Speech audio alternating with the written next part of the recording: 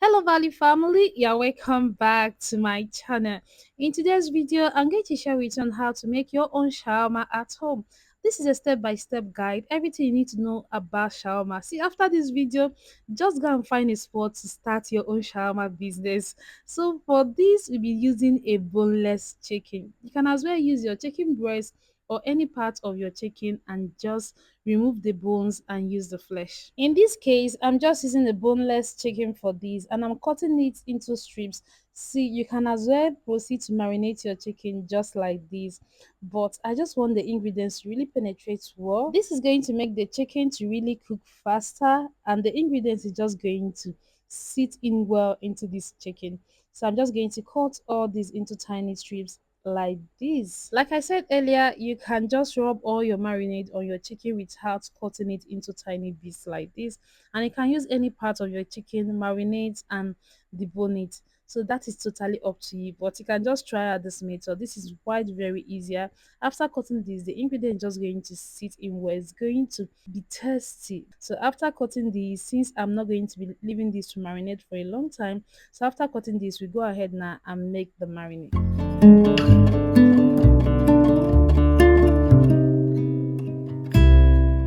So into a bowl, add in about 1 cup of yogurt. Unsweetened yogurt, add in your ketchup. For this, I'm using this African ketchup. It has some heat in it and it has a mix of herbs and spices. So if you see it at your countertop, next time you are shopping, just pick it up. This is not a paid ad, but you know I always plug it into the best brand out there. So add in about 2 drops of the ketchup, add in your salt, add in your Sazon, everything mix, your paprika powder, add in your ginger and garlic powder, and this is the chicken seasoning powder I use. This is a Benny. Just add it in. It's also very nice too. So you're going to mix this all together till it is well combined.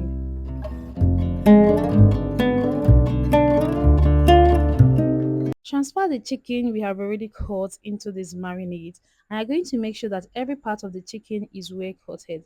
You can as well use your spoon or anything to mix this. In this case, I want my glove to make sure that I thoroughly mix this chicken very well because you want every part of the chicken to immerse well in this marinade. And after that, we're going to use a clean flame and cover this up. We're going to allow this to sit for at least 4 hours. For 2 hours is still okay, but if you have time, just leave this overnight in your freezer. You're going to get a more better result. Your chicken is just going to be very tasty. So I'm just going to allow this to sit for 4 hours and we'll be back to it. About 4 hours later, transfer the whole chicken into your non-stick pan. As you can see, I didn't add any oil in this pan at all. But if you have any need to add oil, just use your butter to do this. So I didn't add any oil. I won't be needing any oil to pan fry this chicken. See, once you are frying, the chicken is going to release its own juice. You are going to continue stirring this occasionally and allow this to cook on low to medium heat. See, all the whole chicken is cooking in all this whole marinade. But you can as well transfer this to your grill. But if you don't have a grill, this is a best alternative for you pan frying your chicken. With this method, your chicken should be ready in no time. So I'm just going to have a taste of it to know whether the ingredients sits well. So I'm going to allow all the whole marinade dry up. That way it's going to really sit well into this. And our chicken is ready. So right now we're going to transfer this to your board and cut this into tiny bits. If you have a taste of this chicken, I promise you won't have your chicken cooked any other way other than this because this is so tasty. So I'm just going to cut it into tiny bits like this.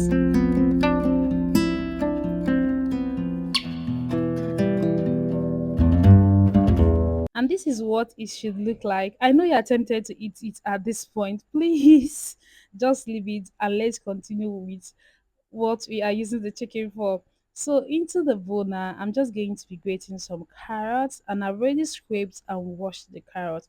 You need to actually scrape the back of your carrot, scrape out the black part before you use.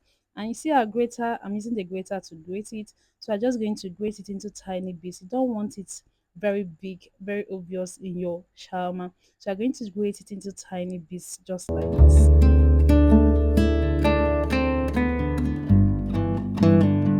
And I forgot to mention earlier, I won't be using hot dog for this particular chicken shawarma. But if you're using hot dog for yours, so after pan frying your chicken, just transfer your hot dog and allow your hot dog to also cook. So right now we are going to be cutting in our cabbage and just the same method, just cut your cabbage the regular way you cut your cabbage. If you're the type that don't like eating your vegetables, especially when it comes to shawarma, you will consider actually using your grater to grate your cabbage. That way it's going to be very tiny or totally not noticeable in your shawarma. But in this case, we enjoy our own cabbage in our shawarma, so you're just going to cut it the regular way you cut your cabbage.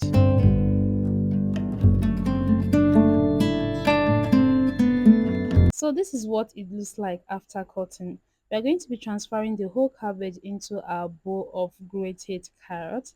So I'm just going to add this in. And remember the chicken that we've already cut into tiny bits. We are just going to pour all the whole chicken into the cut cabbage and carrots.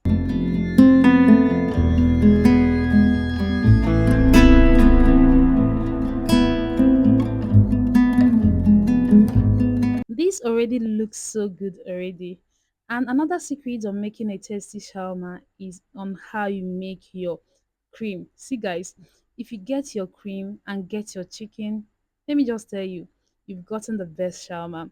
For this cream, we'll be adding in some mayonnaise into the bowl. So I'm just using my eye to just eyeball it. So I added in about 4 scoops of mayonnaise into the bowl. Add in your ketchup, a good ketchup. In this case, I'm using this African ketchup. It has some heat, also I won't be using any additional pepper.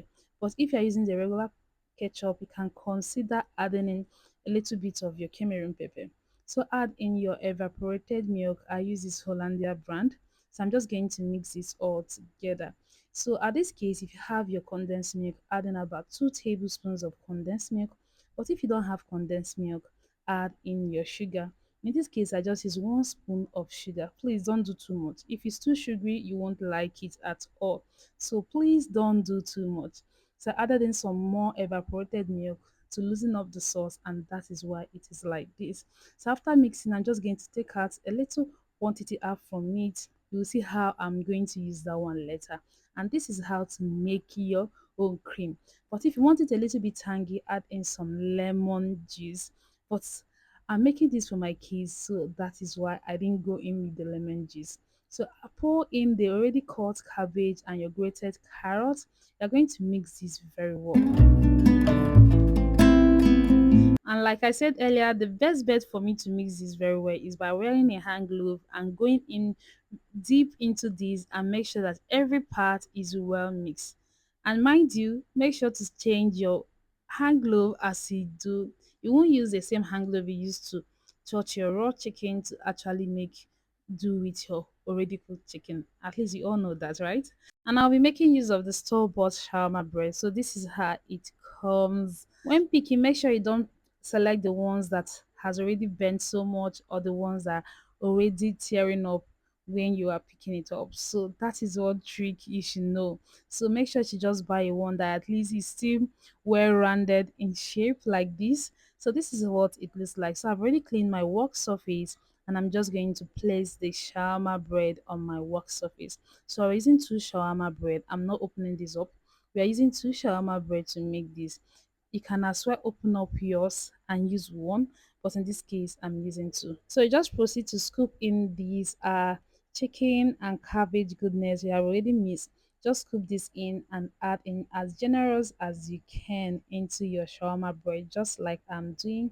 So after that, the cream mixture that we set aside when we are mixing our cream will come in handy at this point. So depending on how juicy you want your shawarma to be, this is where you have to get it right. So add in as more cream as you want. So if you don't want it very juicy and sticky, you can just go in minimal like I did in this case. And you're just going to fold it like I am doing. The same way you're folding yours when you're using 2 shawarma bread, that's the same way you are still going to use when you're using just 1 shawarma bread. And after folding, bring out your foil paper. You can use your parchment paper or your brown paper. So I'm just going to wrap your shawarma into the foil paper or any paper you are using at all. So I'm using this aluminum foil. So just wrap it as so and just like this. And that is it, guys. You've made for yourself a very good and tasty shawarma. And these are all the shawarma we made from this. So that is not all. You are going to use your grill pan to transfer all this shawarma and grill it. But if you don't have a grill pan or oven, don't worry, you can make your own shawarma. Use your non-stick pan and just place it. Don't add anything to the non-stick pan, just place it in and allow this to cook. So once it's well cooked, flip for the other side to cook, and that is it, guys. Your shawarma is ready. It is ready, guys. And this tastes so good. So I'm just going to cut right into this for you to see how the shawarma is. So you're going to see for yourself how the shawarma turns out. This is not very messy like those ones that are just run down when you are eating. This is just so perfect. It is juicy, it is tasty. See guys, I really appreciate you for watching this video to this point. Don't forget to give this video a thumbs up if you have enjoyed it, and subscribe to our channel if you're not yet a member of this amazing community. I'll see you guys with another amazing recipe. Take care. Bye.